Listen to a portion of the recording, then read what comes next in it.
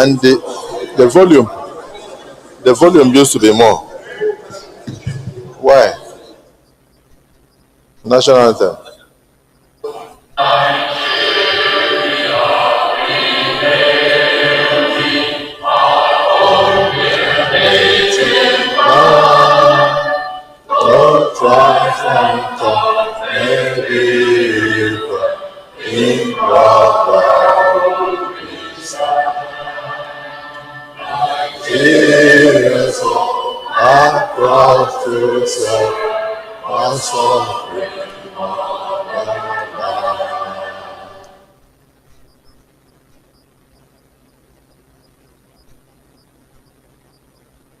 Let us pray.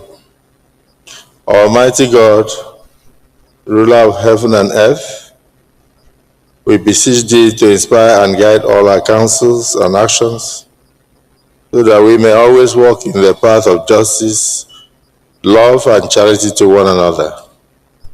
Help us with thy grace to do only those things that will promote the unity, happiness, and prosperity of Nigeria. Amen.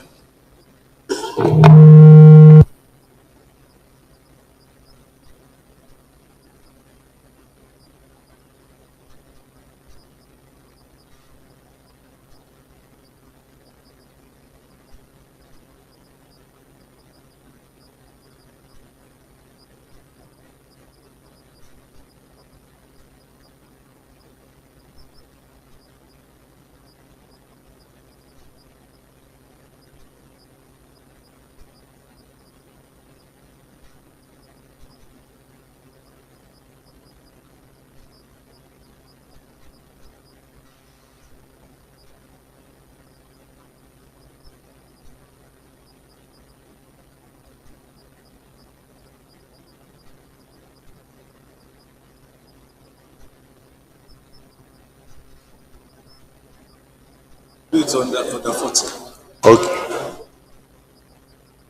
Okay. Is this 40 or 41?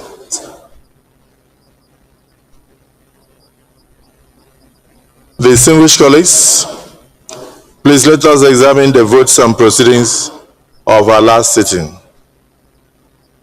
Page 1217, page 1218, page 1219, page 1221, page 1222, page 1223, page 1224, page 1225, page 1226, page 1227, page 1228, page 1229, page 1230, page 1231, page 1232, page 1233, page 1234, page 1235, page 1236, page 1237, page 1238, page 1239, page 1240, page 1241, page 1242, page 1243, page 1244, page 1245, page 1246, page 1247, page 1248, page 1249, page 1250, page 1251, page 1252, page 1253, page 1254, page 1255, page 1256, page 1257, page 1258, page 1259, page 1260, page 1261, page 1262, page 1263. Distinguished Senator Kaka. Thank you, Mr. President, and my distinguished colleagues. Mr. President, let me use this medium to wish you happy birthday, God's guidance and protection as you mark your birthday today. Having said so, my name is Kakashehu Lawan. I represent the good people of Borno Central Senatorial District. Mr. President, I rise to move that the votes and proceedings of Thursday, the 4th day of December 2025 be approved. I so move, sir. Thank you. The Senior Senator Seriaki Dixon, Governor. Thank you very much, Mr. President, and my dear colleagues. Let me wholeheartedly, before I second, join my good friend, learned senior advocate and colleague, Senator Kaka. And I believe on behalf of all of us, even though the leadership will do it appropriately at the right time, in wishing you a memorable birthday. May I, on that note, therefore, second the motion. I so second. Thank you. The motion has been moved and seconded, and the birthday wishes have been extended to the Senate President. On behalf of my family, I receive the wishes and also return prayers to you that God will grant you peace, God will grant you prosperity, God will grant you good health, and you will finish this tenure, go to the next endeavor. For those of you wishing to come back, you will return in peace. And for those of you wishing to go higher, you will go so with the grace of Almighty God. I thank you. On that note, those who support that the votes and proceedings of our last sitting be approved, say aye. And those against say nay. The ayes have it.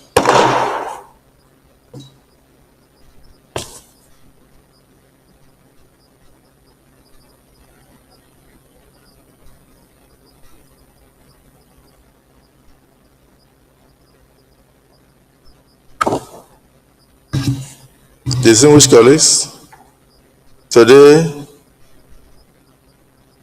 the following distinguished senators will be celebrating their birthdays on the 9th day of December 2025, except the Senate President. One of those born today is distinguished Senator Gausu Oborokpabio, GCON, President of the Senate. Yes. Who is now celebrating his birthday? Thank you. The other one is distinguished Senator Jaribe A. Jaribe. And then you have another person, distinguished Senator Natasha Akpoti-Uduaghan.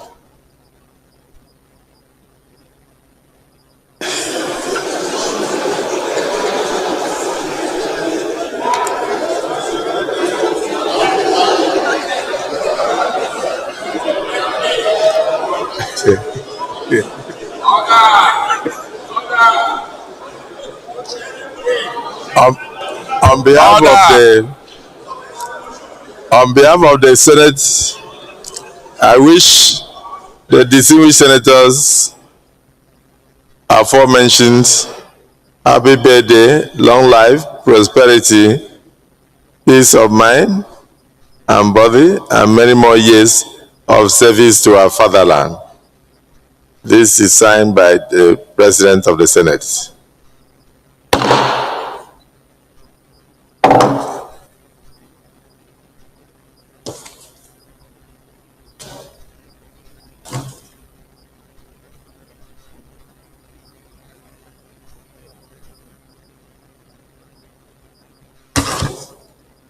Correspondence from Mr. President.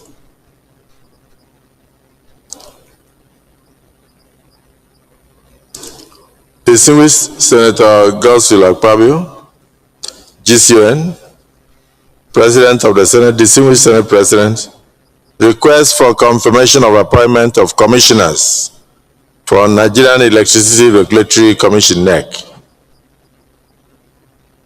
In accordance with the provisions of Section 35, subsection 1 and 3 of the Electricity Act 2023, I am pleased to present for confirmation by the Senate the appointment of the following two persons as commissioners of the Nigerian Electricity Regulatory Commission. Number one, Aisha Mahmood Kanti Bello, Commissioner, reappointment. Number two, Dr. Fahad Fouad Olayinka, Commissioner, Olayinka Animashaun, PhD, new appointment.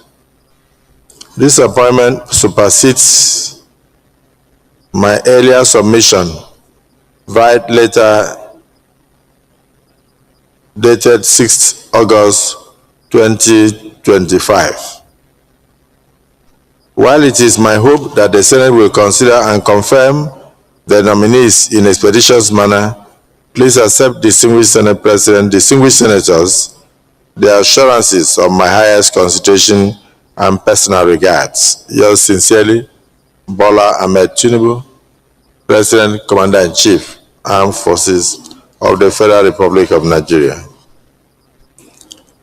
This is referred to the Committee on Power.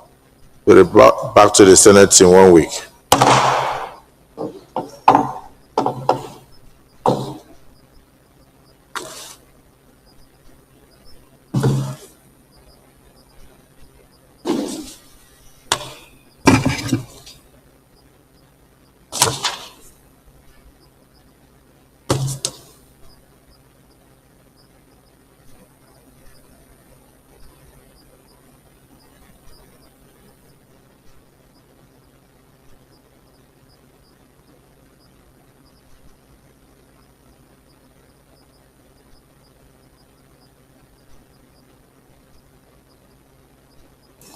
Another correspondence from Mr. President. Distinguished Senator Godswill Akpabio, GCON, President of the Senate. Distinguished Senate President, requests for the consent of the Senate for the deployment of Nigerian troops to the Republic of Benin for peace mission.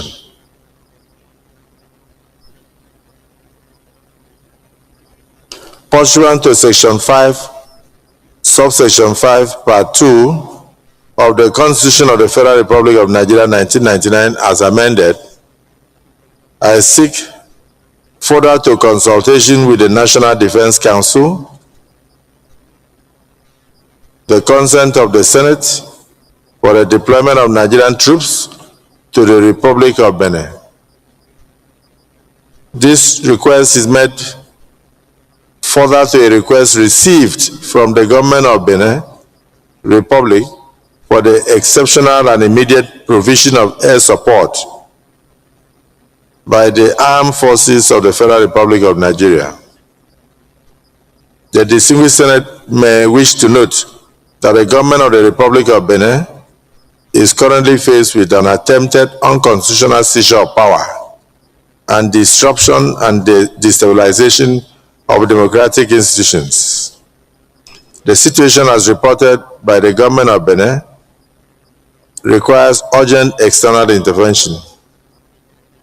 Distinguished Senate, considering the close ties of brotherhood and friendship which exist between Nigeria and the Republic of Benin, as well as the principles of collective security upheld within ECOWAS, it is our duty to provide the support as requested by the government of the Republic of Benin.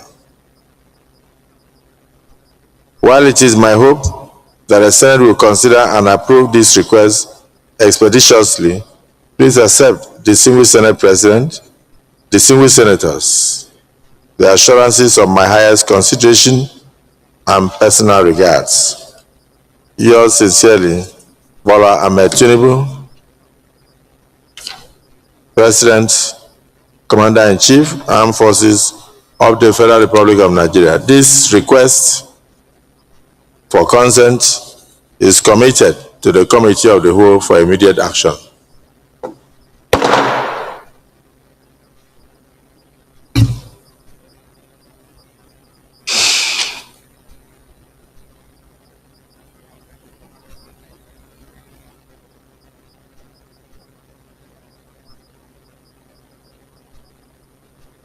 Any petition?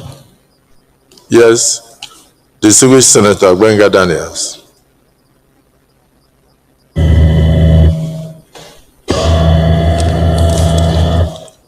Thank you, Mr. Senate President.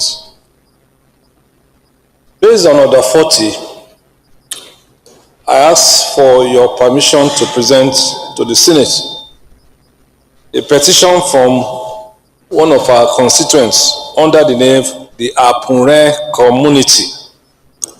This is a development association against the Nigerian Army.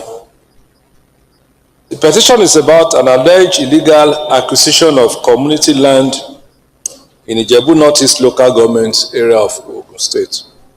Mr. President, sir, this matter is not before any court of law, and I urge that the Senate look into the matter expeditiously.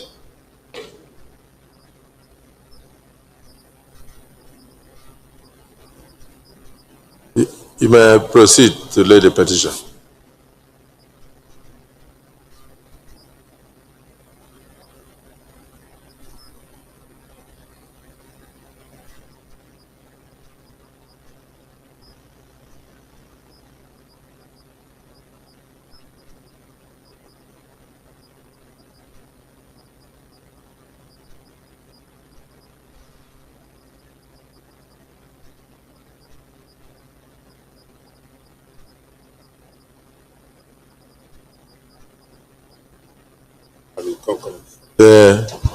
The petition is hereby referred to the Committee on Ethics, Code of Conduct, and Public Petitions to revert to the Senate within the next 3 weeks. Order.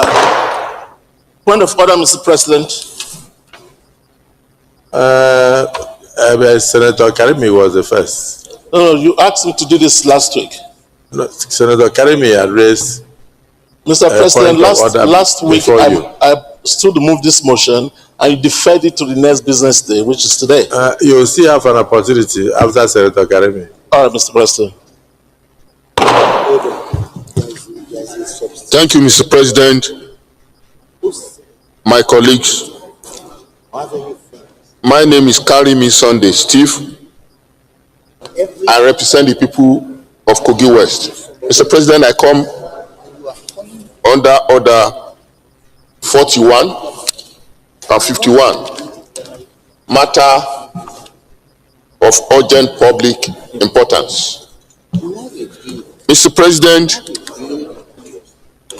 this issue has gotten to do with our children sitting for WAEC next year, and the registration is ongoing. Some of these children, sir, my colleagues, the subject they are offering under computer studies, civil education, and all previous trade subjects are being wiped off, and they are now made to sit for subjects in new areas where they had no previous education. It is urgent that we look at this so that it will not lead to mass failure of our children nationwide. Thank you, sir.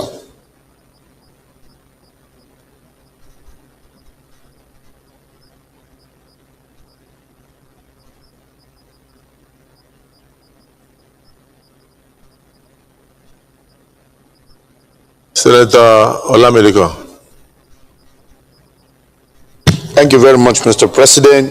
Adeola Solomon Olamilekon.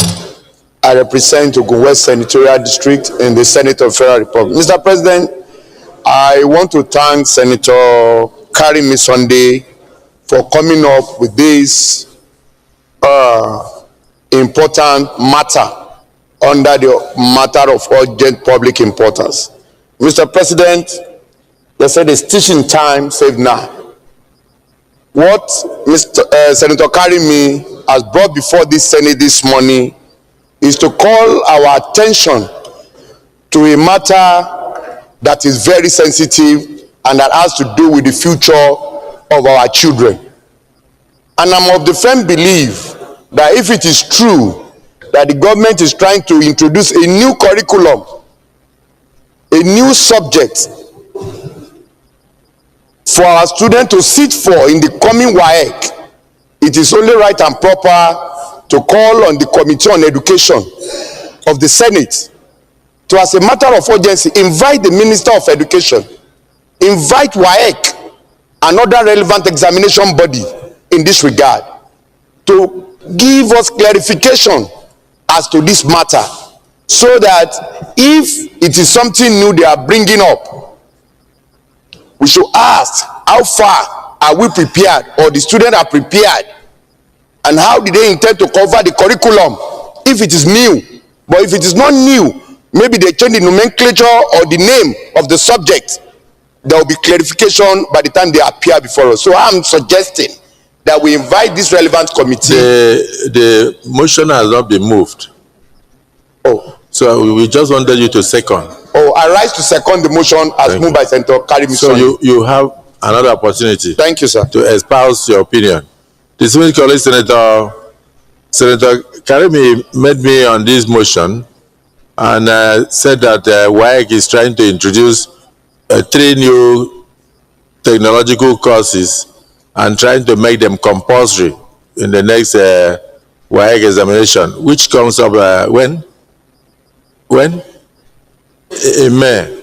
And that the children, the new courses are new.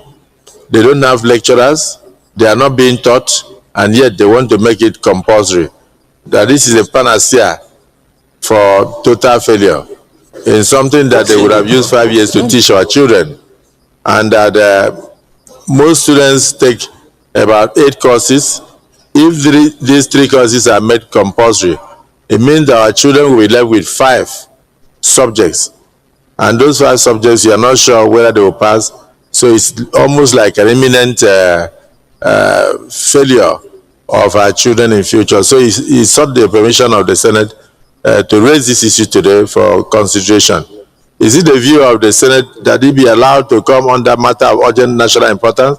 Those in support say aye. Those against say nay. The ayes have it. Yes, Karimi.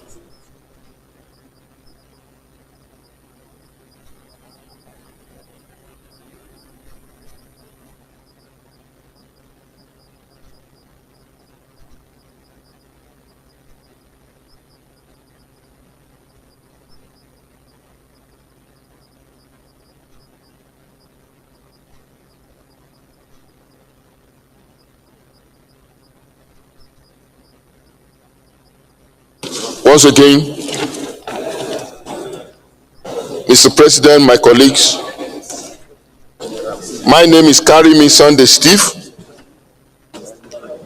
I represent the people of Kogi West.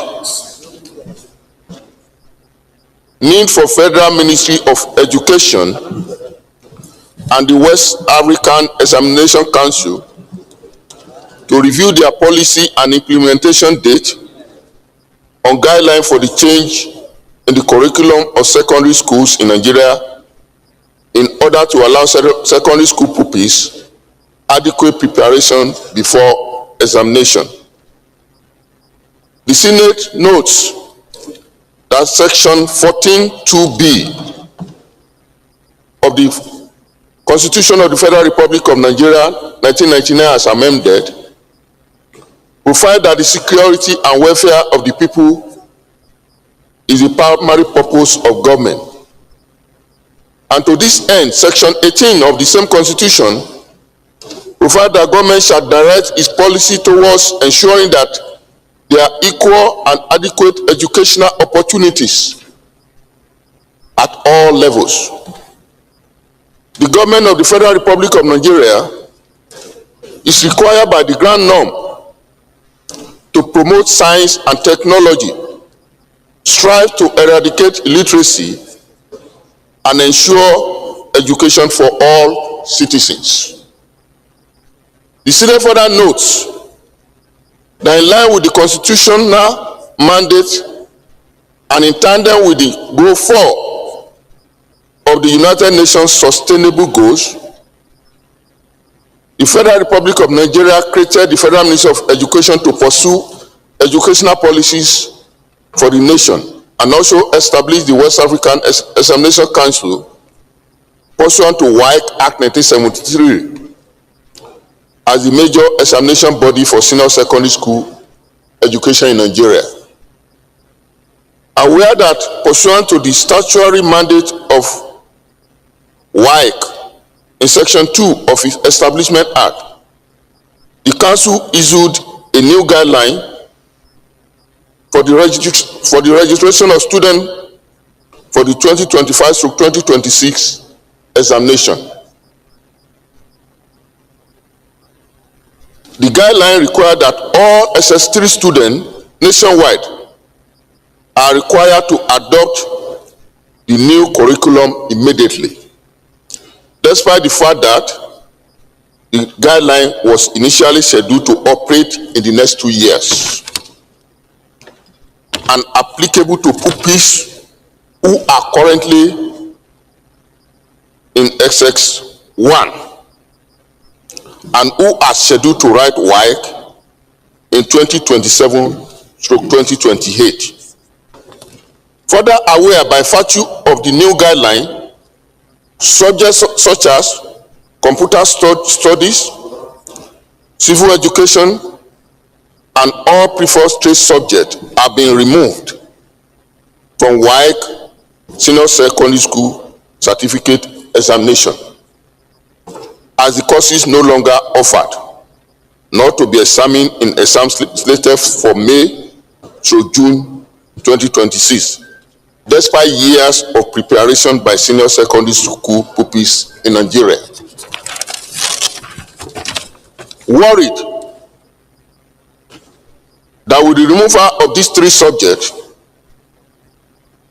and all pupils across all specializations and combination, be it science, humanities, and business courses, are left with only a maximum of 6 courses each, despite the Examination Council requirement of a minimum offering of 8 and a maximum offering of 9 subjects for WAEC Senior Secondary School Certificate Registration and Examination. This implies that each pupil will have between 2 to 3 courses to be examined upon in May, June next year, despite not ever offering the courses before and with abysmal preparation. Cognizant that although the introduction of new trade subjects such as beauty and cosmetology, fashion design, garment making, livestock farming, computer hardware and GSM repair, solar photovoltaic installation and maintenance, and horticulture and crop production are commendable. Insisting that students without prior education on this subject should be examined thereon in May-June 2026, we have negative implications on the student exams and quality of examination results and standard. Results that the Federal Ministry of Education and West African Examination Council should exclude the current SS3 students who are slated to write senior secondary school examination in May-June 2026 and November-December 2026 from this guideline. That the new guideline by WAEC be implemented commencing with the current SS1 students who will be scheduled to write WAEC in 2027 through 2028 academic season to allow for adequate training and preparation in order to preserve and maintain credible educational standard. I hereby move. Distinguished Senator Oshomole.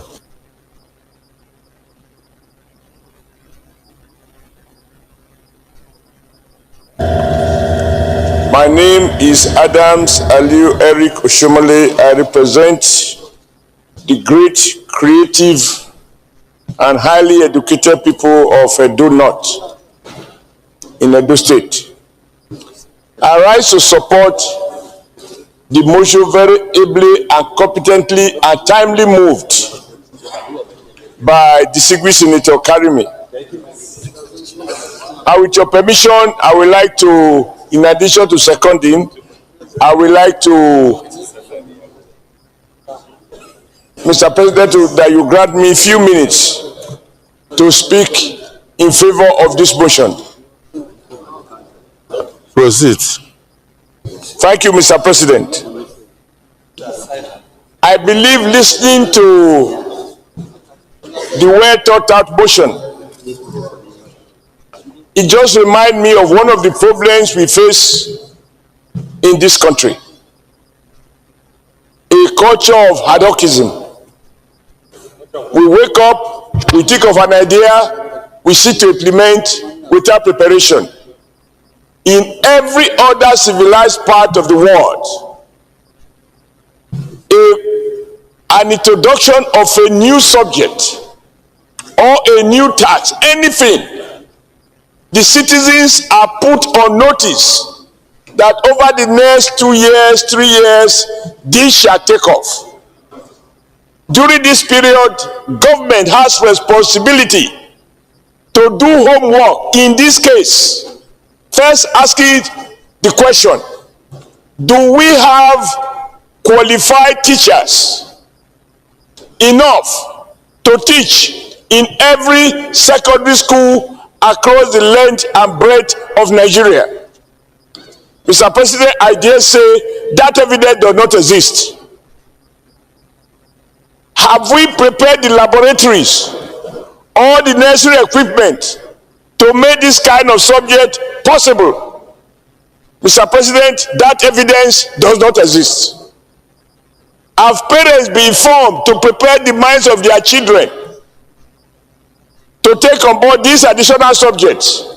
Mr. President, that evidence does not exist. So the Minister of Education can't wake up overnight and say, from June, you shall be examined for a subject that you probably have not been taught, or you don't even have people to teach it. I do not have any iota of doubt about the noble intention of the ministry. But intentions are not enough. We must be seen to do sufficient homework to enable us carry out what obviously, if well coordinated, will be in the national interest in view of the fact that the world is now moving increasingly to knowledge-driven, computer-based, and we are in a digital world in which artificial intelligence has become the theme of the day. I am also not sure that in introducing these new subjects, the old one should completely be deleted. I want to borrow from the preemptive statement of Chairman of Appropriation by appropriating part of his unrecorded statement, because the motion hadn't been seconded by the time he made those statements. Therefore, I hereby appropriate his words to say that, Mr. President, we need to invite the Minister of Education to engage our relevant committees, the Committee on Education, the Committee on Third Fund, all relevant educational committees, and to persuade the committee with verifiable evidence as to what is on ground to enable these courses to take place. We don't plan in a manner that will cause embarrassment to our young ones and even to us as parents of children who are in school. I therefore urge my colleagues to look at just two things here. Know whether or not it is desirable to teach, but whether or not proper homework has been done to enable this subject to be taught in a manner that an average child can be fairly advised to be examined on a subject for which he has not been properly taught. There is nothing wrong in saying in 2 years' time, this shall be compulsory and mandatory subject. And during those periods, government itself would have done its own work, and this exercise can take off smoothly without any impediment. We must avoid the culture of ad hoc approach to issues that require systematic planning, budgeting, preparing the minds of young people and the not so young to expect that over the next X period, this subject shall become compulsory. I therefore second the motion, and I want to commend Senator Karime. I didn't know that, busy as you are with this issue you face in Kogi, that you have time to even have this depth of knowledge about these issues. Even we who are in the city here, I didn't even know that they are about to introduce this. So I want to thank you, and I plead with my colleague that we should support this motion in total by inviting the Minister of Education and all his officers to speak to us on these issues. Thank you, Mr. President. Senator Idiat Oloranti. Your Excellency, the President of the Senate, I rise to support this motion. However, I would like to inform members that before the Ministry of Education can take a very serious decision like this, there is a Council of Education in Nigeria. And that Council of Education comprises of all the commissioners of education in all the states in Nigeria. And as much as possible for this to be introduced by the ministry, by the federal ministry, they must have the concurrence of all the ministers of education, the commissioner, pardon me, in all the states in Nigeria. And to this effect, I want to believe that it should do us well to thoroughly investigate this motion before us. And not only this motion, not about these 3 courses alone. A new curriculum is being proposed as well. It may also be an opportunity for us to ask further questions about all of this. So members, and as well as the general public, can be aware of what is going on and why this is taking place. But unilaterally for the Minister of Education to take a position like this, I doubt it as much, and as such, I recommend that it should be invited and the issue should be thoroughly investigated. Thank you, Mr. President. Senator Olamilekan. Well, thank you very much, Mr. President, for giving another opportunity to speak on this all-important motion. Mr. President, as I've said earlier on in my earlier remark before, you direct that the motion be moved formally, I can observe that the new courses that have been introduced according to the body of this motion, they are more of practical subject than theory. Because if you look at subjects like cosmetology and beauty, fashion design and garment making, livestock farming, computer hardware and GSM repairs, solar photovoltaic or installation and maintenance, and horticulture and crop production. According to the body of this motion, most of these subjects are practical subjects. And the fear as expressed by the mover of the motion, Mr. President, I'm in total support of the fears that if students who have no prior knowledge of all these subjects will be examined in the 2026 West African Examination Council, it calls for concern, serious concern. And it is expected that the Minister of Education has questioned, and not only to be theoretical in their approach to studies, also being practical, which is a work in this singular cause for concern. And I'm of the opinion. Anybody opposed to this motion? You have information, Senator Ireti Kingibe.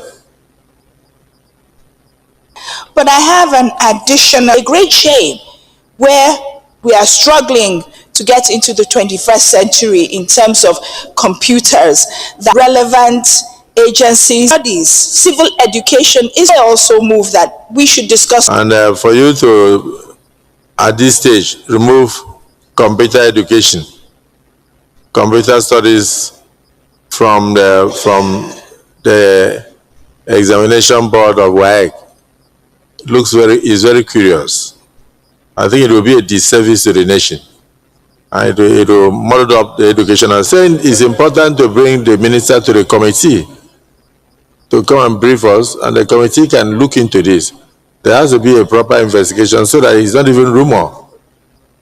So let us bring the minister and also even the chairman of the council on the education, like investigation, to be sure that this information is even true. And then if the information is true, then we redirect them and that they have introduced. So also exempt those children who are slated to write senior secondary certificate examination in May, June 2026, and say, the ayes have it. To hear from them before we go further. I think so. Because if we pass this prayer, there was the essence of calling them. We need to be briefed. Yes. And the head of WAEC. Yes. To appear before the Senate Committee on Education, and thereafter they will revert to the General House. Exactly. Yeah, Mr. President. Any seconder, Senator? Yeah, Mr. President. I second the motion, but also further to say these two prayers, education and other relevant committees to engage him on the matters arising from this motion. Yes. But if you look at prayer 1, you are giving him an instruction. If you look at prayer 2, you are also giving him an order. So what you need to do, these two prayers at now are not necessary, because we said we should invite him, call him, ask questions, and arising from his answers, then we'll bring back the recommendation of the committees to the... Is one you have to come by way of motion for rescission. Yes, you have to come by way of motion for rescission. So the prayer 2, that the guidelines by WAEC be implemented commencing. So I think that one we can go with the Deputy Senate President's motion. And it doesn't mean that you will not still go back to prayer 1 when you are meeting with the committees on education and have a dialogue on the issues raised in this motion.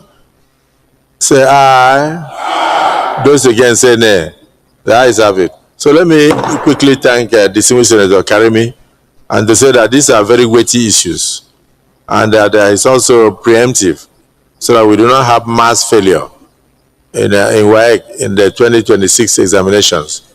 So I thank you for bringing this up. I thank my colleagues for their contributions, and I want to say that the chairman of the Senate Committee on Education and all relevant committees in the educational sector should immediately invite the ministers, and they should look into these issues and report back to this Senate within 2 weeks, so that it will help us to plan, because we can't allow this to enter January. I believe that these are issues that should be dealt with before we enter into the new year. Those in support say aye.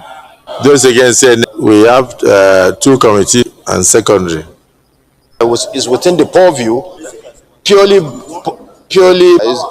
Is he here? Basic secondary, one committee. But what about a committee on tertiary? No. No. Okay.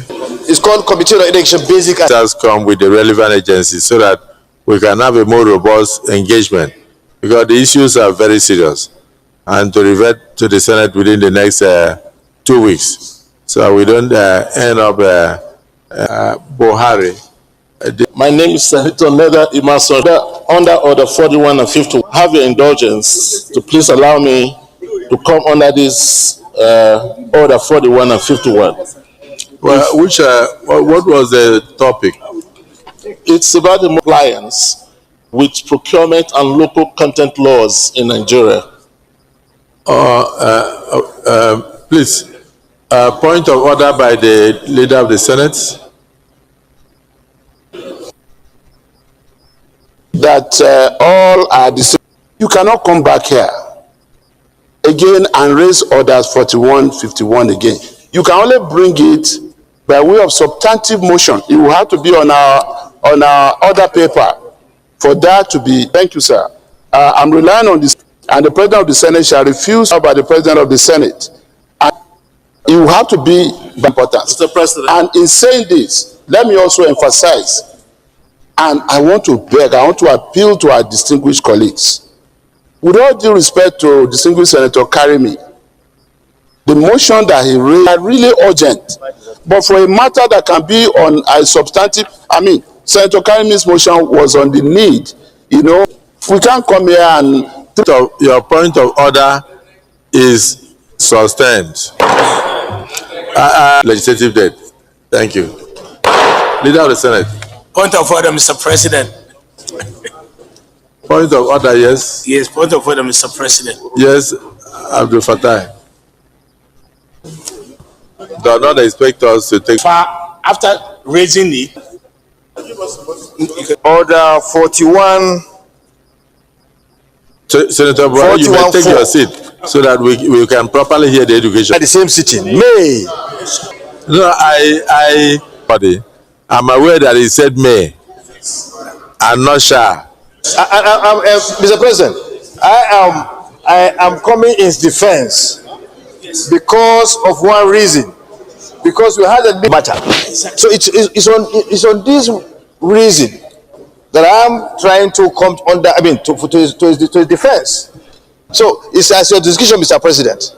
It's as your discussion. This is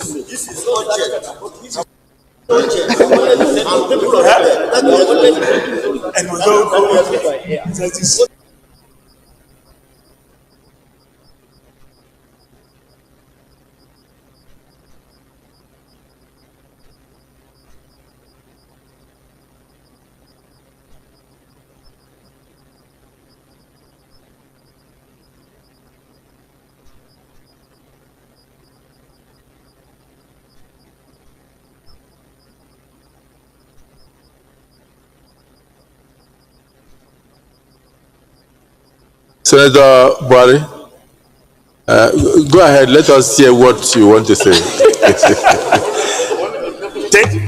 Thank you, Mr. President. Buhari Abdul Fattah. Are you not? Thank you very much, DSP. Mr. President,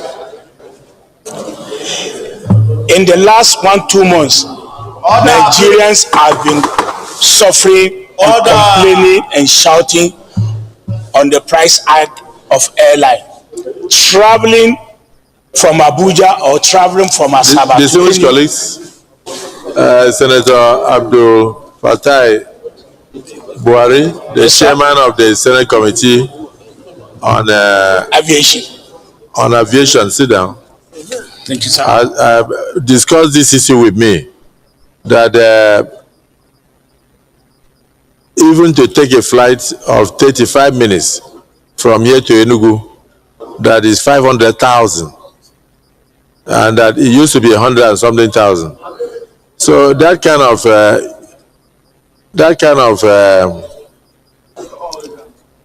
I don't want to achieve 70,000. So one ticket takes away 5 months of minimum wage.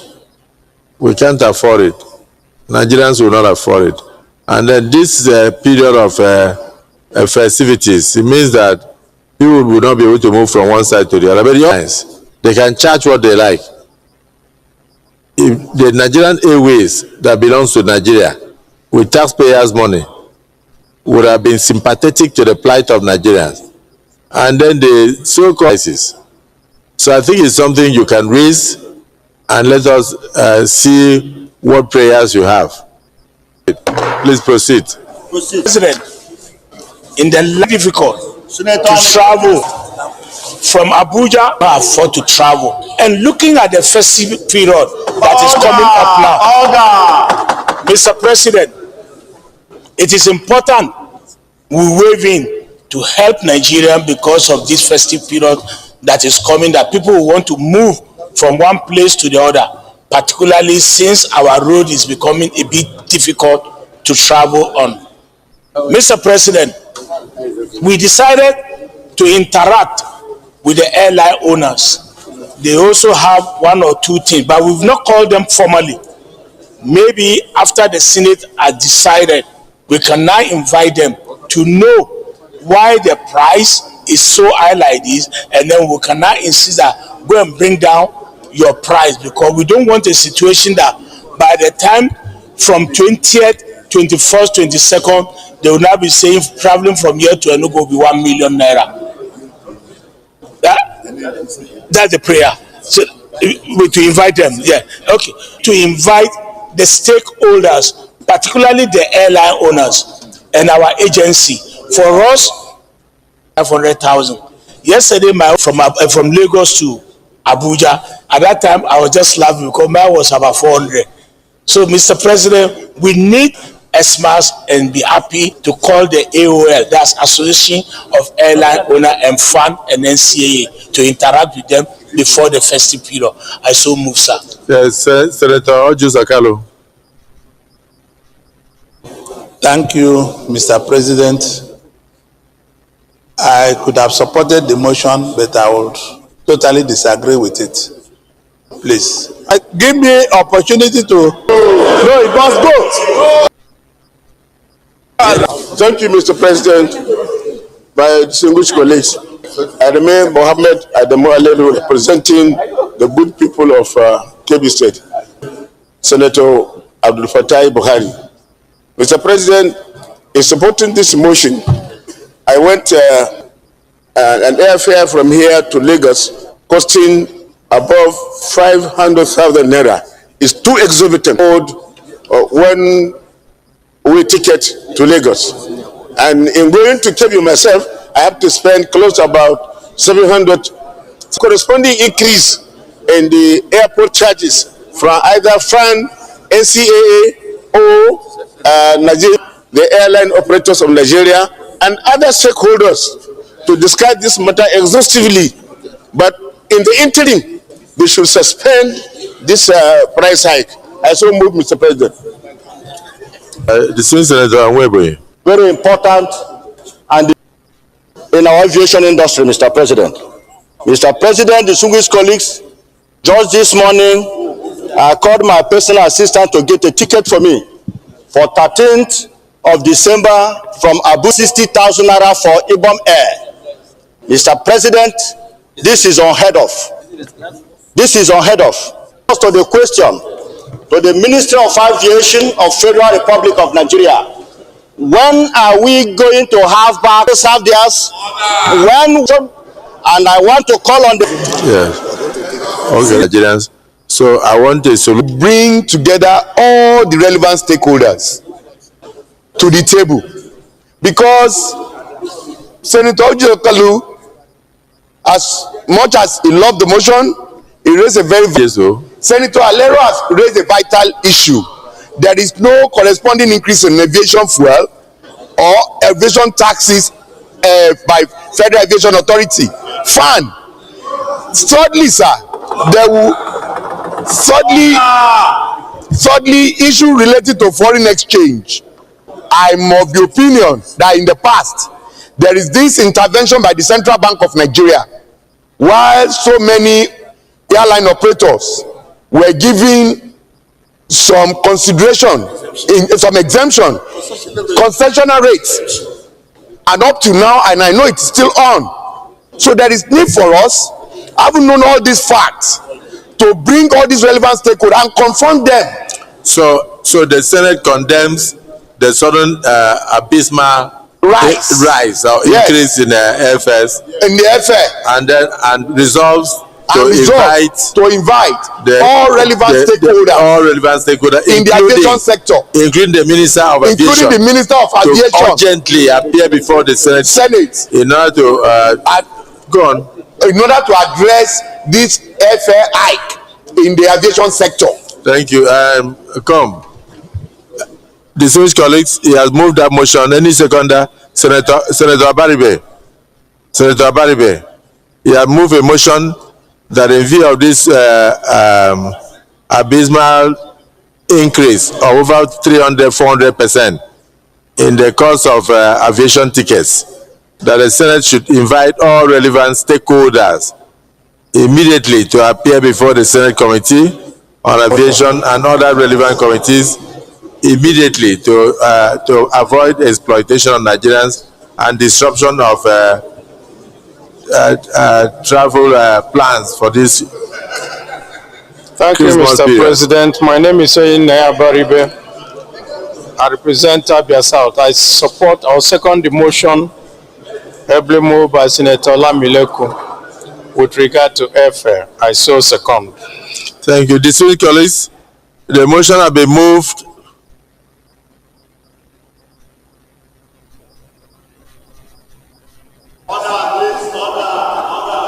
The motion has been moved by Senator Lamileku. Because the abysmal rise period, and that this should be done immediately this week.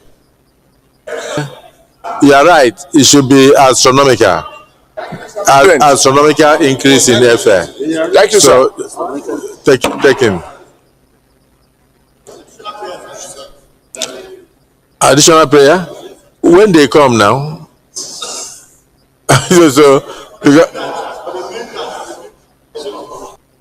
So you refer to the leader of the Senate. Of the Federal Republic of Nigeria, acting through our sovereign and take a decision in overriding public interest. I so move. Minority Leader.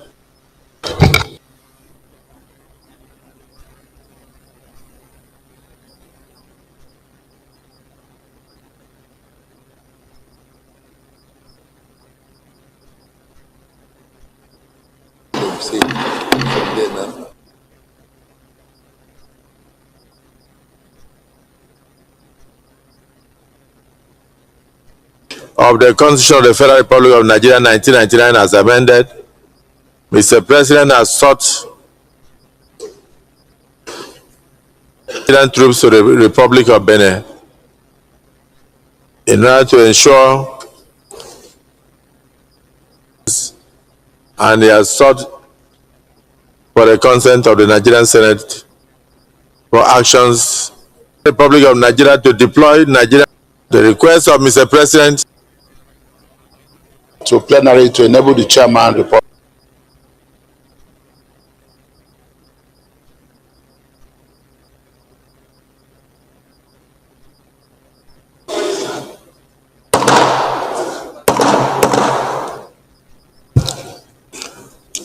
Distinguished colleagues, the Senate in the Committee of the Whole considered the request of Mr. President and Commander-in-Chief of the Armed Forces of the Federal Republic of Nigeria for the deployment of Nigerian troops to the Republic of Benin for peace mission, and approved the request accordingly.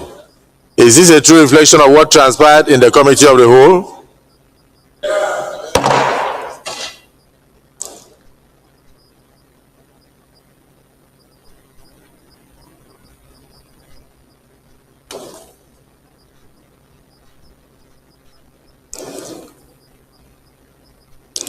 Distinguished colleagues, will the Senate now confirm the actions of Mr. President in the deployment of the Air Force and troops to Benin Republic to ensure peace mission and restore order and sanity for complying with the constitutional requirements, requesting the Senate to give him the approval and consent. Injury to one is injury to all. And moreover, the impact this would have had on Nigeria, and we wholly consent. Mr. President, very distinguished colleagues, Act Repeal and Reenactment Bill 2025 SB 70. Mr. President, distinguished colleagues, leader. Mr. President, Prohibition and Prevention Act Amendment Bill 2025, Cybercrime Prohibition title of the bill. Clerk of the Senate. Mr. President, distinguished senators, National Commission for Women.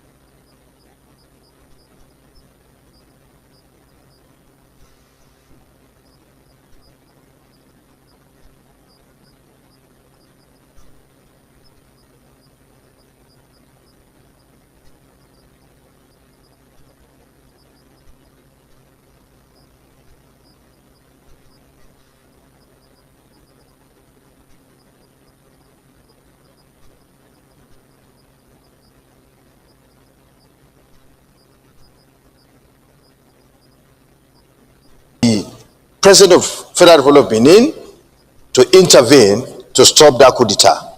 And I wanted to participate, to make that remark, but I couldn't do so. So I am coming under this order to be allowed to convey that message to this August Senate. If I may be allowed by Mr. President, I can go ahead. Is it the view of the Senate that he be allowed to convey his message from ECOWAS Parliament in respect of the presidential intervention? Those in support say aye. Aye. Those against say nay. The ayes have it. DSB, you are very lucky. Go ahead. Thank you, Mr. President. And I appreciate the understanding of my colleagues in respect of this matter. Mr. President, we woke up to hear in the news that some soldiers were staging a coup d'etat in the Republic of Benin, just our neighbor here. And the president of Benin Republic sent a request to our president, President Bola Ahmed Tinubu, that this country needed intervention of the Nigerian military to stop that coup d'etat. We're not in session. We're not sitting then. Based on the provision of our constitution, as the matter was urgent, the president intervened using our military to stop that ugly situation, to save democracy in Republic of Benin. That was a wonderful gesture. And to God be the glory. That coup d'etat was stalled.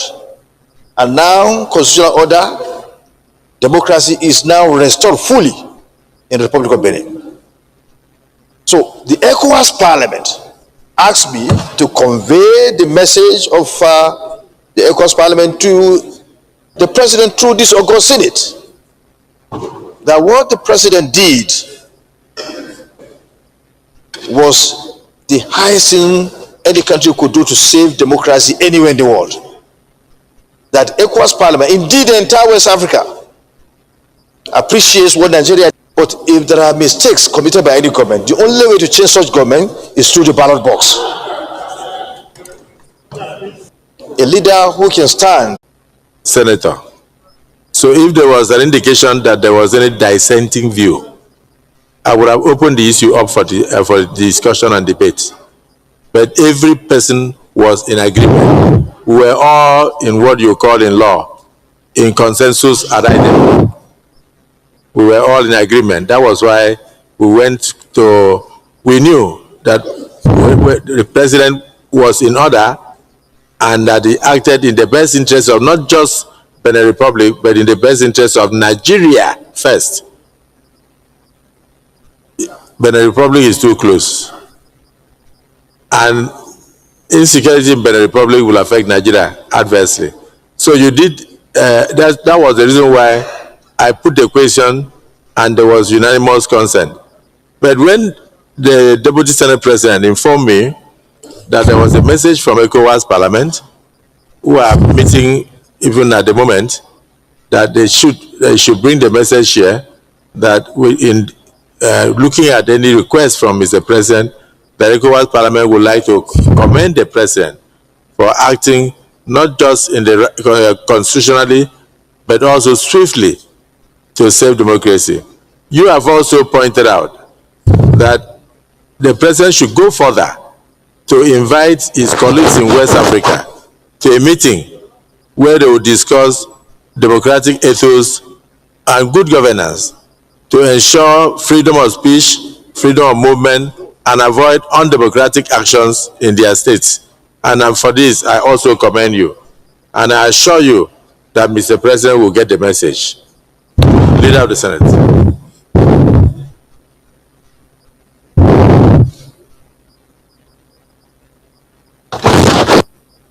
Thank you, Mr. President, and very distinguished colleagues. Contributions have been made and we are all united on this. The only thing that is just left for me to do is to draw the line of demarcation between the provisions of subsection 4 and subsection 5 of section 5 of our Constitution, so that even members of public will not mix this up. Under section 4 sub 4, the president would have had under section 5.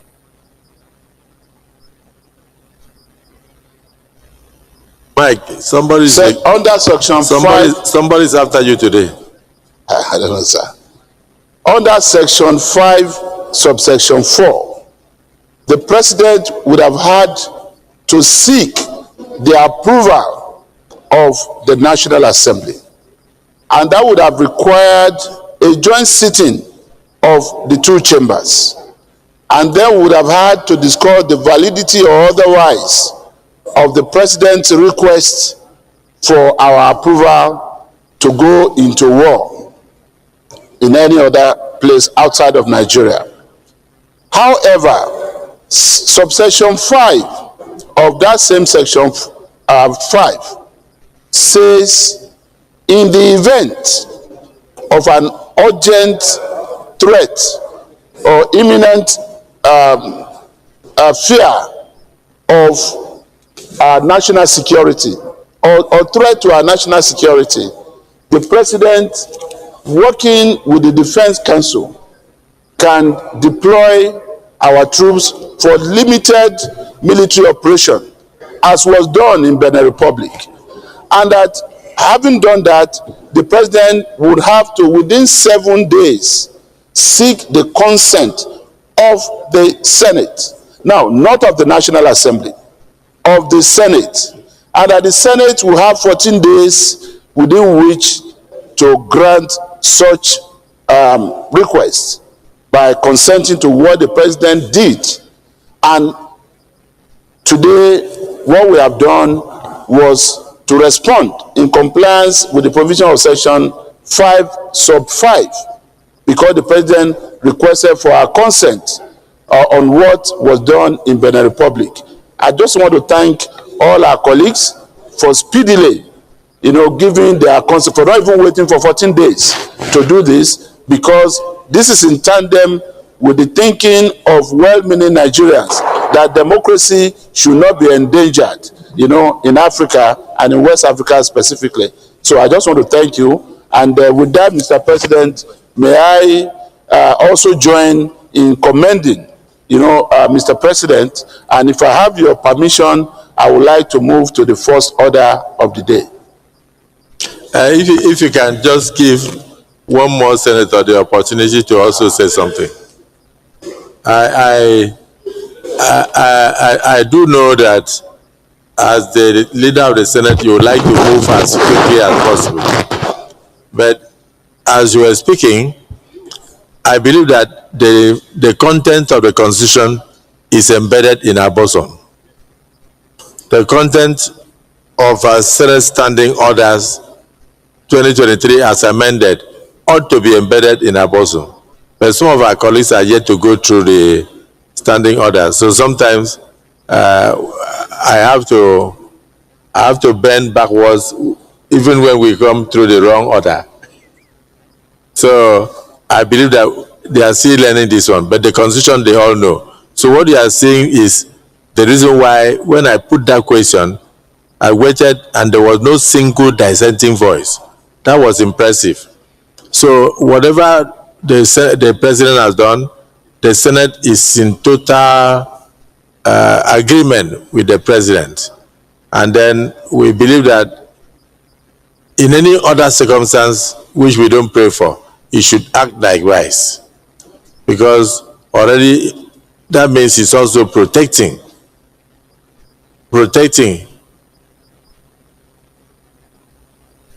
the borders of the Federal Republic of Nigeria. So I join you to also commend Mr. President. But Senator Jimo Ibrahim, PhD war. The president is not going to war. The president is only going there for peace mission. So you don't have a PhD in peace missions, do you? So you need to talk. Mr. Senate President. No, your mic. Mr. Senate President, my distinguished colleagues, actually, peace is not the opposite of war, and war is not the opposite of peace. I will want to commend Mr. President of Nigeria, President Ahmed Bola Tinubu, for quick intervention. But may I remind you, Mr. Senate President, with due respect, that there is nothing really too surprising about this military action, because, for example, the United States has taken military action in 251 countries since 1991. 251 times. How many? 251 intervention, military intervention since 1991. United States of America, have launched military action in various countries 261 times. It's since 1991. If you take the history backwards, since 1798, they have launched in 469 times of military action. So, Nigeria is the giant of Africa, super leader. And President Tinubu will not compromise Nigeria's integrity in leading the geocentric politics, particularly in West Africa. So he called to bear that, taking the example of the hegemonic leader of the world, that's the United States, coming back to the hegemonic leader of West Africa, which is Nigeria, if they have intervened since 1991 to the present day 261 times military actions in various countries and 486 times since 1759. Then what are we talking about? So our president, we must commend him, and I must join my colleagues in also celebrating your proactive leadership of quickly moving, calling for that question about if everybody here is in tendium with Mr. President action, which again, like you already said, no single dissenting voice, because whatever affairs in the republic is an extension of Nigeria. You know, these are small sovereign states and they need to enjoy democracy.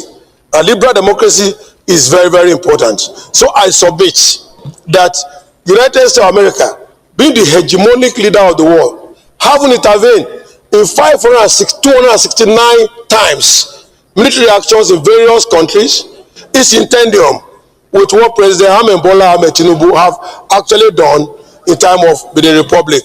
And I do hope that you will take cognizance of the fact that I said that peace is not the opposite of war, and war is not the opposite of peace. So I think this action is quite commendable, and I thank my distinguished colleagues for their support and their commendation to Mr. President, including what you have said. I think it's a joyful day for you today. It's your birthday, a celebration of liberal democracy, liberal praxis and taxonomy that we find in you, the praxis of liberalism, which is collaboration and cooperation, a distillment order, peace and unity to this country. And lastly, let me also say, in the occasion of your birthday, that you share the same thing with President Tinubu. President Tinubu is a liberalist who believes in cooperation and collaboration to have harmonious peace in the geocentric politics of West Africa. So once again, I wish you happy birthday and many happy returns of peace to you and your family. But peace is not the opposite of war. Thank you.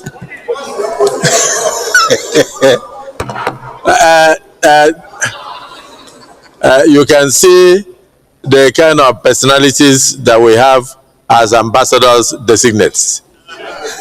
The distinguished ambassador designates, distinguished Senator Jimo Ibrahim, PhD warfare. You have just added that peace is not the opposite of war, and war is not the opposite of peace. So I believe strongly that the president's action has forestalled the death of many Nigerians, as would have happened in Liberia. In the past, Nigeria went into Liberia when it was late, and that was why a lot of Nigerian soldiers were murdered. But we succeeded with the collaboration of the international community to bring peace to Liberia, and Liberia was not fractured. I think the same thing happened in Sierra Leone and a few other countries. So we are very happy with the role that Nigeria continues to play, not just in West Africa, but in the rest of the world. Even in Angola, it was Nigeria that was able to work with the international community and brought about the independence of Angola. And if you go there, that is why the plate number of Nigeria is 002, which should actually have been 001. But they said because of how close they are to the Democratic Republic of Congo, they had to give them 001, and then they gave Nigeria 002. And we have continued to play that role in many other countries. You know, in South Africa, we didn't have troops on ground, but we supported the end of apartheid with everything, including contributions from even school children, NYSC, secondary school, almost everybody, civil servants in Nigeria on a monthly basis. We brought a lot of South Africans to Nigeria, and then they got their education here. When I was in Federal Government College, I had many of them in Port Harcourt and other Federal Government colleges. We provided all we could to support our brothers and sisters in the rest of Africa. So the role of the president is, again, in tandem with what past leaders of Nigeria had always done. But the swiftness of this action is what made the Nigerian Senate to give its consent without a single dissenting voice and under 1 hour. Because if it wasn't swift, we would have waited until it led to bloodshed. Here there was no single bloodshed. So we commend Mr. President very seriously. Let me end with the Chief Whip of the Senate, if he has anything to say. But if you don't have anything, then you can... Well, Mr. President, all I need to say has been said by the previous speakers. But since you have recognized me to speak even without raising my hand, I think it is only gentlemanly for me to contribute my widow's mite towards this commendation. Well, Mr. President, distinguished senators, my name is Mohamed Tahir Monguno. I represent Borno North Senatorial District. I equally align with my colleagues in commending Mr. President for acting swiftly and rising to the occasion by the deployment of Nigerian forces in order to restore democracy.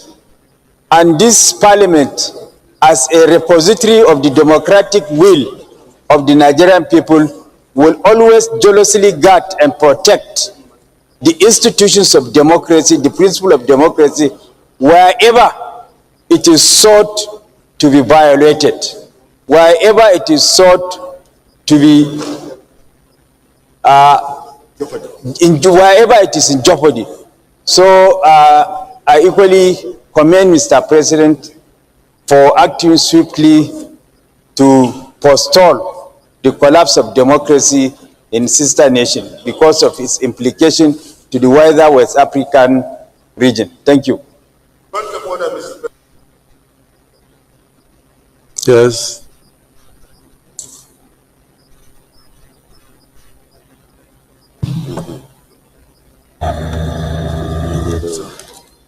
Order 52. My name is Mohammed Adamu Aleru. I represent Kebbi Central.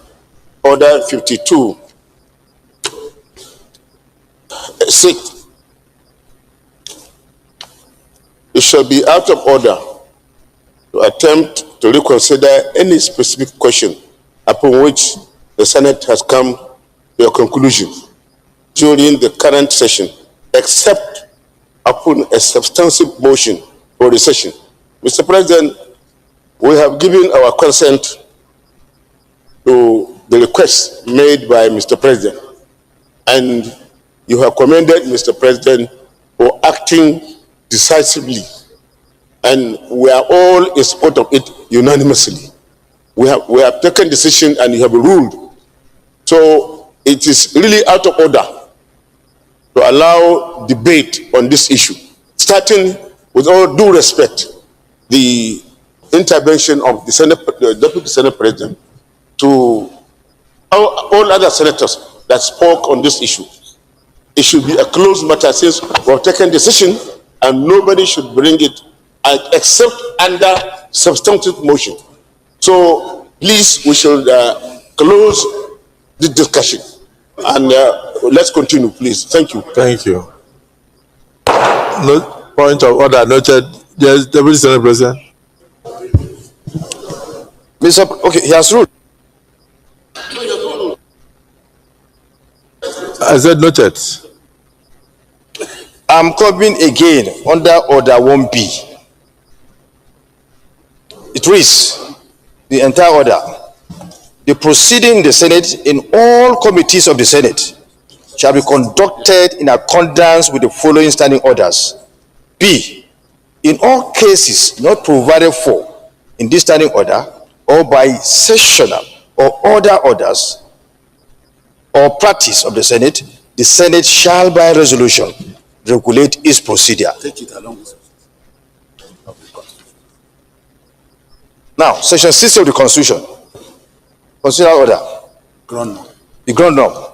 Subject to the provision of this Constitution, the Senate or the House of Representatives shall have power to regulate its own procedure, including the procedure for summoning and recess of the House, which gave rise to this. And this clearly states that in all cases, in whatever you want to do, you can come under this order and do that, even if it's not part of what is provided inside the rule. So, and this is what we did, and you put the question, and the entire Senate agreed that I should convey the message of ECOWAS Parliament.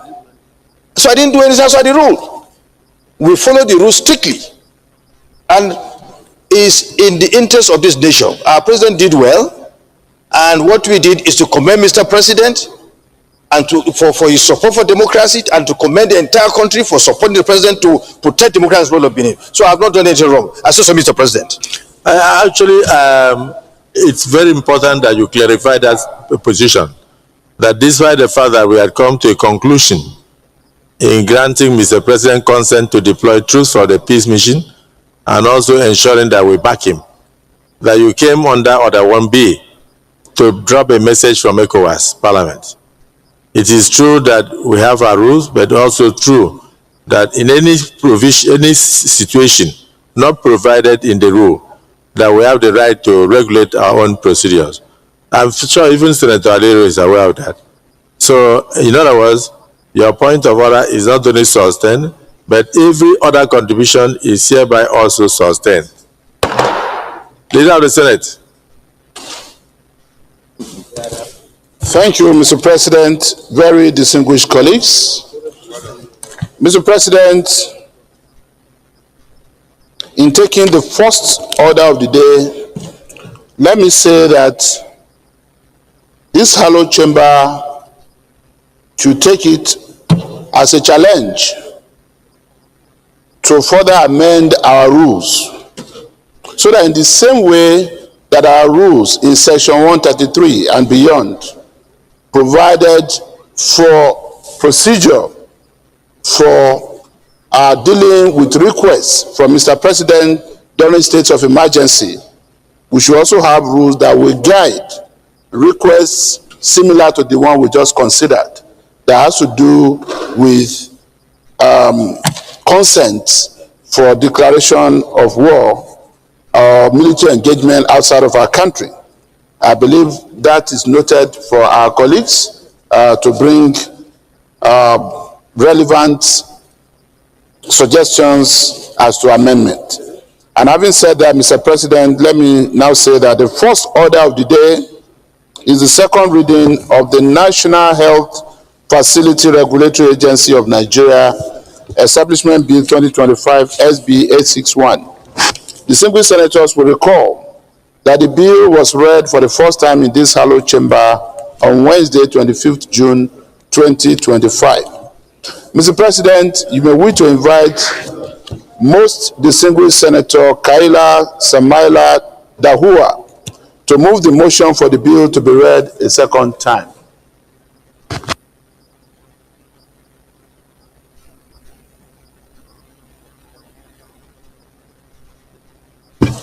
Distinguished Senator Samaila Kaila Dahua.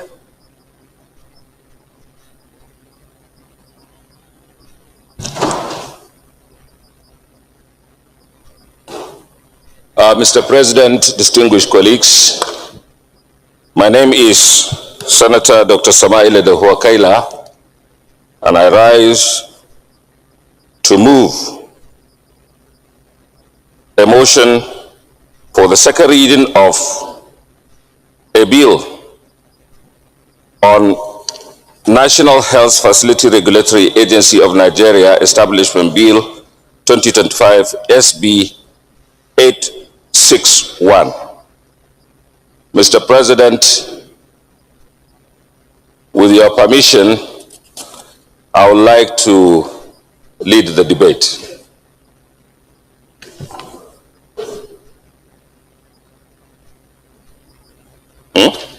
No, it's not a report.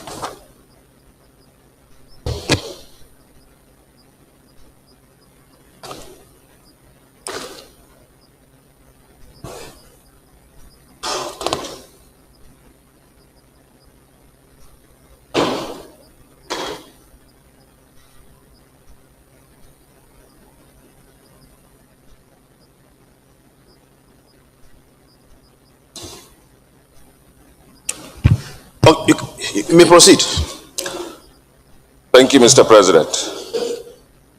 Mr. President, my distinguished colleagues, permit me to lead the debate on a bill seeking to establish the National Health Facility Regulatory Agency of Nigeria, seeking to regulate health services, empower health services users, and support healthcare workers through care standard setting, monitoring to ensure compliance with standards, and accreditation for care quality and safety assurance. This bill was read on the floor of the Senate on Wednesday, 25th June 2025. Mr. President, distinguished colleagues, there is growing dissatisfaction with Nigeria's medical services in general, as evidenced by the growing and extensive use of so many alternatives like traditional medicine, religious bodies, self-medication, and indeed by the amount of money spent on outbound medical tourism to seek for medical attention outside the shores of Nigeria.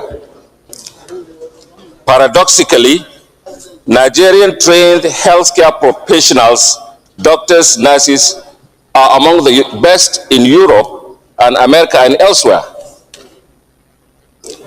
Despite the increased vigilance from the rather fragmented healthcare regulators, unsafe practices continue, including considerable quackery, resulting in significant patient harm. Mr. President, my distinguished colleagues, the objective of regulating an industry include ensuring product and service safety, quality, fairness, maintaining stable and competitive markets. It is important to emphasize that industry regulations has transformed many industries in Nigeria, ensuring that investment. Notable example are the banking industry, which was transformed strategically by applying regulations. Private healthcare can also easily be transformed in this country through strategic regulation, thereby creating broader access to safer, quality, and affordable healthcare for all. Mr. President, distinguished colleagues, what is the current state of healthcare regulation in Nigeria? The National Health Act of 2014 outlined the structure of healthcare regulation in Nigeria. The Federal Ministry of Health is responsible for developing national health policies. The State Ministry of Health supervises public and private health facilities within their jurisdiction. The Federal Ministry of Health regulates facilities within the state, local government health authorities provide, maintain primary health within their domains. There is also what is called the National Tertiary Health Institution Standards Committee in the Ministry of Health, which was inaugurated and saddled with the responsibility of improving the governance of health systems in the federal tertiary hospitals across Nigeria. Furthermore, the National Health Act of 2014 mandates the establishment of regulatory bodies like the National Primary Healthcare Development Agency to regulate primary healthcare delivery. It also mandates states' health ministry to oversee private and public healthcare facilities within the states, ensuring quality and safety. Some states have taken the initiatives by establishing dedicated agencies to monitor and accredit these facilities. Notable among them, of course, are the Health Facility Monitoring and Accreditation Agency in Lagos State and Yobe State Health Facility and Health Related Facilities Inspection Agency, YOFIMA. Significant progress has been made by these states, but resource limitation challenges the effective fulfillment of their mandate. It is important to note that the current regulations focus more on healthcare professionals and to a very limited extent on the healthcare facilities. For example, the Medical and Dental Council of Nigeria licensed medical doctors and dentists, while the councils like the Nursing Council and Medical Laboratory Council regulate various professionals. Will these existing agencies working and must continue to be supported? A national health care facility regulatory agency is needed to register facilities and to focus on patient safety and service effectiveness without negating the existing professional registration system. It is important to further note that the Federal Ministry of Health usually focuses most of their activities on the public health sector, leaving the private medical sector with little or no regulation or supervision. And again, according to the available data, the public healthcare sector meets less than 30% of healthcare needs of Nigerians, while the private sector provides over 70% of the Nigerians' healthcare needs. Why does Nigeria need National Healthcare Facility Regulation Agency? Mr. President, healthcare facility regulations in Nigeria present significant opportunity to strengthen our health systems and build public trust. The initiative requiring all health facilities secure certificate of standard is an important step towards quality assurance. The National Health Act of 2014 plays a crucial role in ensuring the quality of healthcare services nationwide by introducing the requirement of certificate of standard. This legislation mandates that public and private health facilities secure this certificate to operate legally. But the absence of National Health Care Facility Regulatory Agency is why this legislation has not been implemented. Furthermore, the proposed agency can effectively regulate non-tertiary health facilities, addressing critical issues such as patient safety and treatment effectiveness, which will improve treatment outcomes, build trust in the healthcare system, and improve health-seeking behaviors of Nigeria. Mr. President, my distinguished colleagues, a hospital is a complex, multidisciplinary institution uniting various medical departments like emergency, surgery, cardiology, pharmacy, under one roof for integrated patient care. Hospitals are complex buildings that must be designed and built for purpose: patient safety, accessibility, infection control, emergency preparedness, integration with multiple departments, and effective information management. Systems must be built into the design to ensure quality health delivery. Establishing national standards in Nigerian healthcare system present a fantastic opportunity to enhance hospital quality and effectiveness. The National Health Facility Regulatory Agency, if approved, will define standards for Nigeria, and licenses will only be awarded to those who comply with standards defined.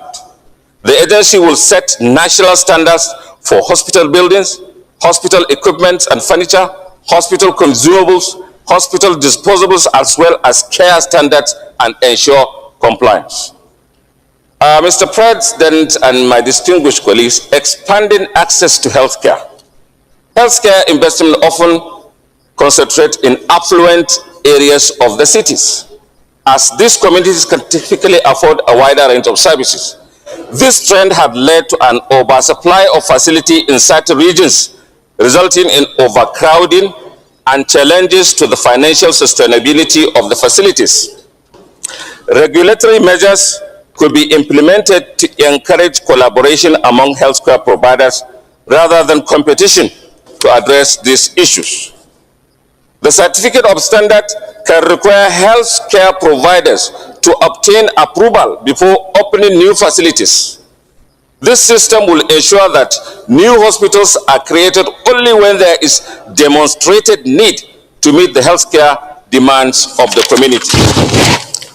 Additionally, fostering partnerships between hospitals and asset-light clinics can optimize resource utilization and improve service delivery.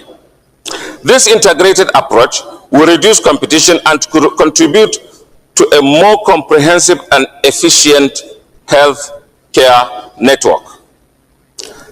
Driving consolidation and collaboration within the private sector. Mr. President, my distinguished colleagues, regulations can be a powerful driver for consolidation and collaboration within the healthcare industry by establishing a framework that encourages partnerships, integrates resources, and enhances efficiency. Regulations can incentivize healthcare providers to collaborate through measures like tax break, streamlined licensing for joint ventures, and grants for integrated services. These advantages will encourage stakeholders investors, and practitioners to work together. By enforcing standardized medical practices and technologies, regulations facilitate smoother mergers between smaller providers and larger entities, thereby improving resource sharing.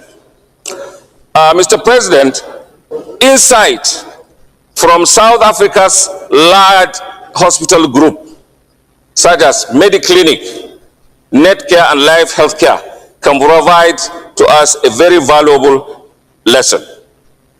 It is important to note that a Mediclinic in South Africa started with about 3 hospitals some years. Today they have over 50 hospitals within and outside South Africa after regulations of the sector, and they have a revenue of over $4.4 billion annually. So is the case with Netcare and Life Healthcare. They are all having more than 50 different hospitals all over the world at the moment.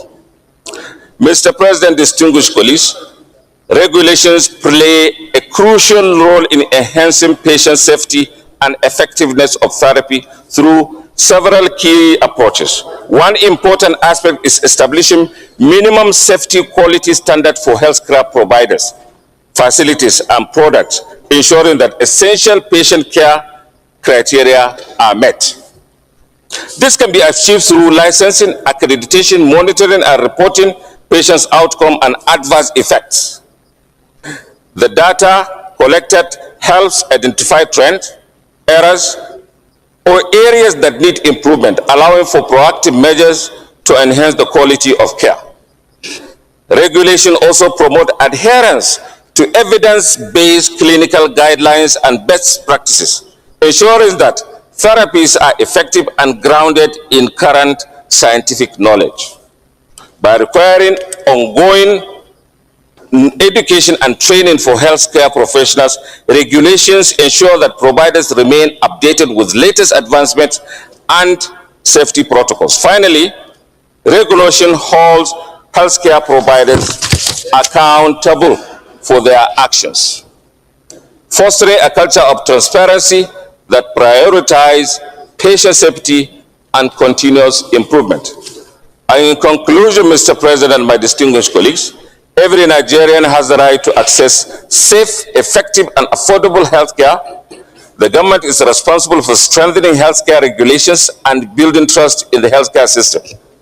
National Healthcare Facility Regulatory Agency, which is born out of the spirit of the Renewed Hope agenda, is fully aligned to over 12 global, continental, and national resolutions and acts. And without a doubt, it is the nation's reasonable and necessary response to the burden of poor health care with high patient harm and low confidence in our national health services. While historical developments in the establishment of several regulatory bodies for various parts of the health services are recognized and appreciated, the sad reality for the Nigerian patient is that their care quality assurance needs remain unmet because of the lack of patient-centric regulator to manage all the gap around the patient by putting the patient at the heart and center of care, which is what National Health Facility Regulatory Agency shall do. The agency shall work collaboratively with existing regulators both at the national and sub-national level to provide an effective practical framework to support the healthcare system, emphasizing improvement through training and development rather than punitive actions. By focusing on growth and capacity building, the agency will pave the way for a national health system that is not just functional, but genuinely effective. This process will require patience, unwavering determination, and understanding that change unfolds gradually. Collaboration and consensus building among all stakeholders shall be essential in this dynamic process. I therefore call on my distinguished colleagues to support this legislation, which has the potential to revolutionize healthcare delivery system in Nigeria. Thank you very much. I so submit. Yeah, yo. Senator Abdul Ningi, then Senator Aliru. Mr. Chairman, Mr. President, My name is Senator Abdul Ningi, and I represent Bauchi Central of Bauchi State. Mr. President, let me commend my brother, Senator Dr. Samail Dahua, for making this bold attempt as a living practitioner, as a doctor, as a politician, and as a senator, in bringing to the fore the problems of health and health accessibility. Mr. President, Dahua has taken us down the road and give us a historical perspective and give us all the theories, all the happenings from 1960 to date, and give us all the narratives, all the stories associated with health facility. Mr. President, in none of our regulations over the last 3 decades, over the last 4 decades, has there been an issue about health facility regulatory agency. And the sponsor has taken every opportunity to give us every question that might or may arise from his submission. It's about 9 pages, very good, well articulated, and he has drawn inferences, examples in other African countries. I'm sure he has taken more than 1 hour to do this thing. I will support him with all my heart, and I ask my colleague to key into this very wonderful project. I so support. Senator Adamoma Alero. Thank you, Mr. President. Distinguished colleagues. Order what?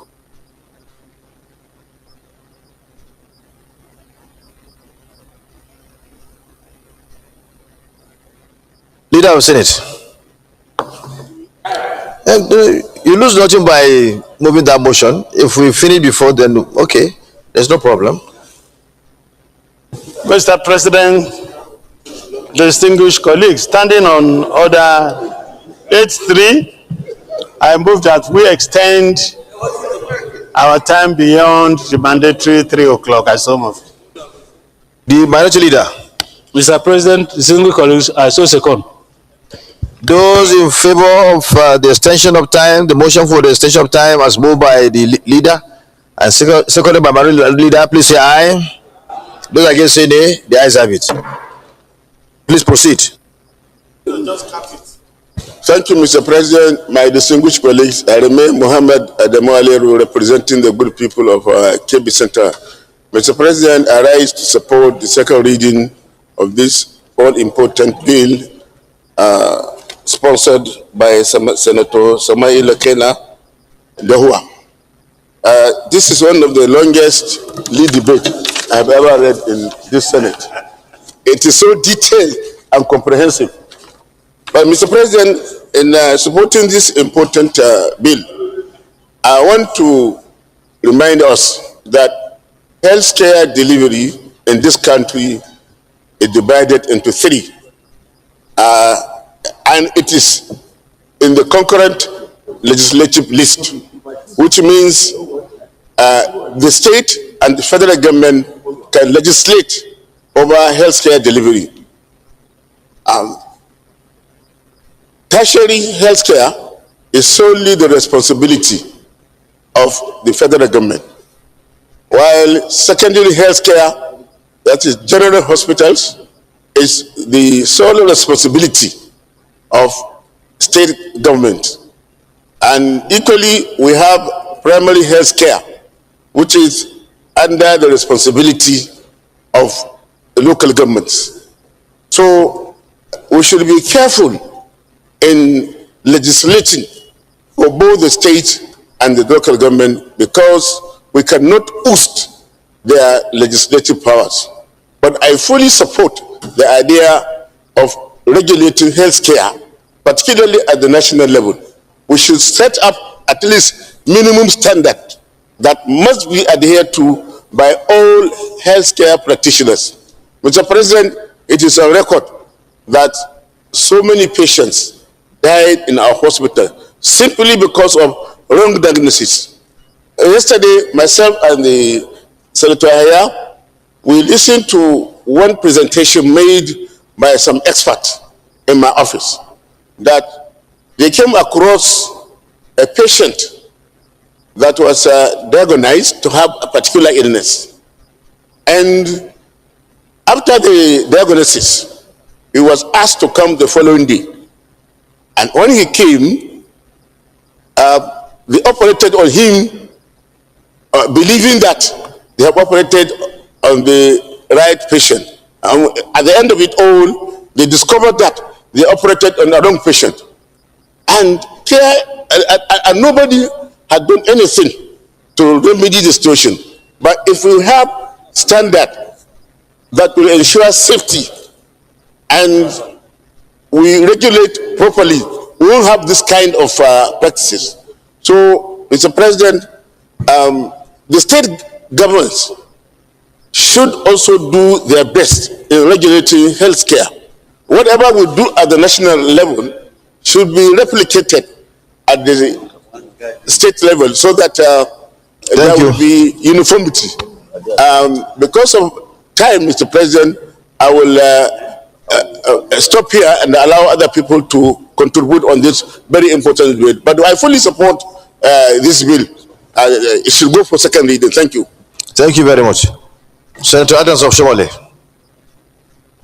Mr. President, sir, this is one bill, even there is another institution that I support wholeheartedly. And I'm so proud that in this Senate, we have a seasoned medical doctor. Through his intellect and professional training, we be guided to address one aspect of our national life that has suffered neglect over the years. I listened attentively to my brother, which our Senate President always referred to as one of the ancestors, Senator Alero, drawing our attention to the fact that local government, states, and federal government have concurrent responsibility to legislate on these and other similar matters. But the point to be made is that nothing in that fact of concurrent jurisdiction stop us from legislating nationally. Whether you set up a hospital in a hamlet, or you set up a healthcare center in the state, or you are located in the federal capital territory, there must be national minimum standard to which every Nigerian will expect that if he walks into an healthcare facility, certain basic standard will be observed. It bears repeating, Mr. President, that many Nigerians, including prominent Nigerians, have been wrongly diagnosed and as a consequence got the wrong prescription leading to death. The one I readily remember, for example, is that doctor that diagnosed Ganifari Himi for pneumonia when he was experiencing the earlier stage of cancer. By the time he traveled out of the country, they find that the cancer has reached level 4. And we lost such an outstanding Nigeria that gave his all to our country. I think as I listened to the doctor and I listened to Senator Alero's lamentation about the information I had yesterday, I said, as always believe, our purpose is not to lament. Whenever we see a loophole, we should fill it. Taking advantage of this law, we can add a clause like we have in the US. When a doctor, through negligence, takes an action that leads to the death of a patient, not only with the license, not only is the license withdrawn, the doctor is liable to pay compensation. And that is why every doctor in the US to practice, you must have insurance cover to pay for any negligence arising from poor judgment or wrong treatment or acting in any manner that lead to a premature death of a citizen. So I have not studied the whole thing, but I'm sure if encouraged after the second reading, thank you, Senator Adams. Your time is off. I know that I've overdone your goodwill, but allow me, you know I'm lefty, so have mercy. But just to say that whatever we need to do, this bill should not only be passed, we should see other consequential clauses that need to be integrated so that we don't have to pass another law another day. So as part of the regulation, the liability of a doctor who either carry out an operation for which is not trained, is not competent. You have one doctor clinic, they write international specialist hospital, the doctor is a gynecologist, he's a internal medicine expert, he deals with bones, he deals with teeth, everything. And as a consequence, many of our people suffer avoidable deformation and sometimes even death. Thank you very much. Your time is support off. this bill with any other consequential amendment we need to make so that it becomes all holistic. Thank you. You are a minor. Okay, you have the floor. Thank you, sir. President of the Senate, my distinguished colleagues, I'm Senator Dickett Plang. I represent Plateau Central. I rise to join my various colleagues in support of this bill that is very, very, very timely. The healthcare industry is a service industry, render service and industry institution. Sometimes we are not mindful about equipment and how recent the equipment are. Sometimes we are not mindful about the building. Sometimes we are also mindful about the personnel for regulation. Indeed, will erase medical errors. To regulate hospitals or healthcare industry, it will also improve healthcare services. To regulate hospitals or medical care, it increases the trust of patients to clinics because everybody will be certain that when you write it is a hospital, you will know what you are getting there is a hospital.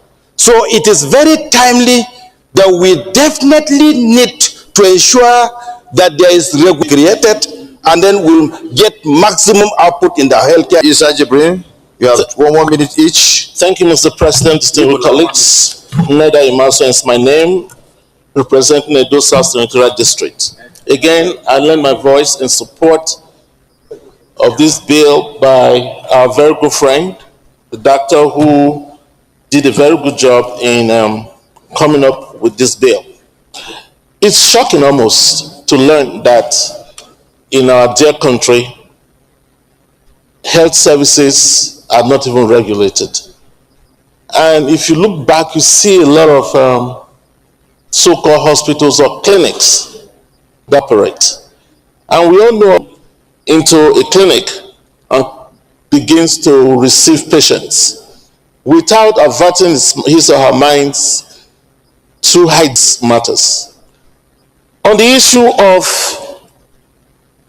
also regulating having the doctors or these persons brought before or anyone who is found wanting in this case, by the law of negligence under torts, can be brought to book and be made to pay compensation for whatever it is that had led to the death or the misdiagnosis of an individual. Of reservation. The health sector is segmented. You have the pharmacists, you have the medical doctors, you have dentists and others. And each of these segments is self-regulating. I don't know why we are coming up with this overall regulatory body when each of these segments is self-regulating with appropriate sanctions for erring practitioners. Having said that, I also believe that the likes of Standard Organization of Nigeria and NAFDAC are also playing complementary roles in the health sector. I'm not saying that the bill should not pass through second reading. I think I have few of these reservations, and I think these reservations may manifest themselves during the public hearing. Thank you. Thank you very much. Those in favor that this bill be now read the second time, please say aye. It is regulatory agency NHFRA to regulate healthcare quality, set standard, conduct compliance, investigation, and a bill for now to establish the National Health Facilities Regulatory Agency NHFRA and to regulate healthcare quality, set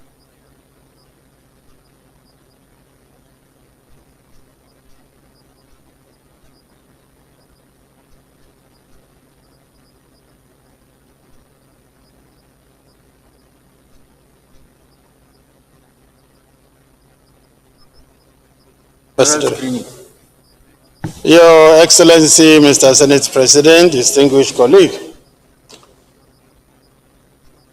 request and this beautiful long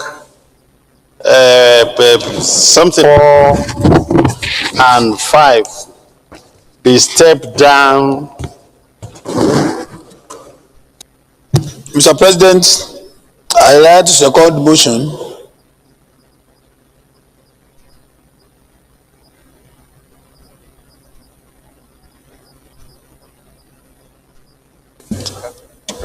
Chairman Agric, allow the Senate to be formally adjourned.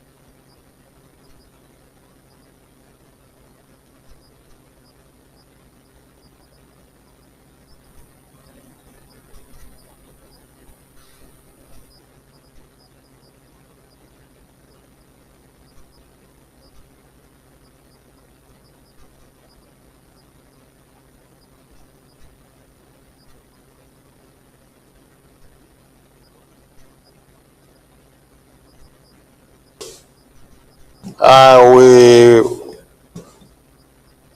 want to move a motion by rescinding the first motion I move on suspension of residual item 2, 3, 4, 5 for exigency and importance of order 2. I will seek the permission of His Excellency the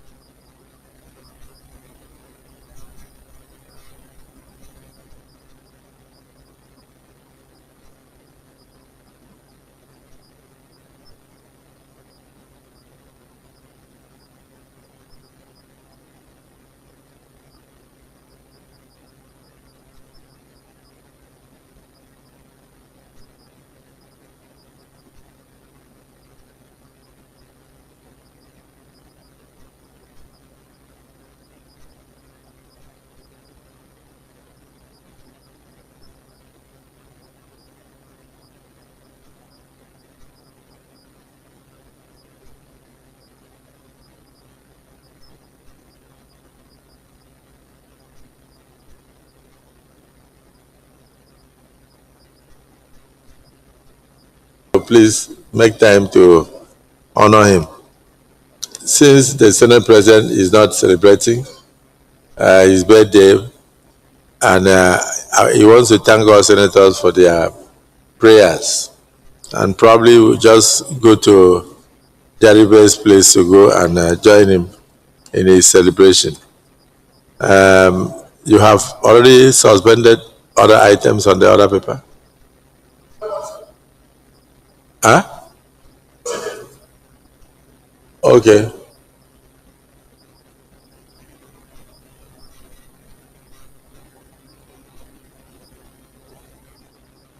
Okay, Olarere, please second the motion to suspend all other items on the other paper. Thank you, Mr. President. Very distinguished colleagues, I like to second the motion that will suspend other items on other paper and proceed to, as moved by the Senate leader, as a second.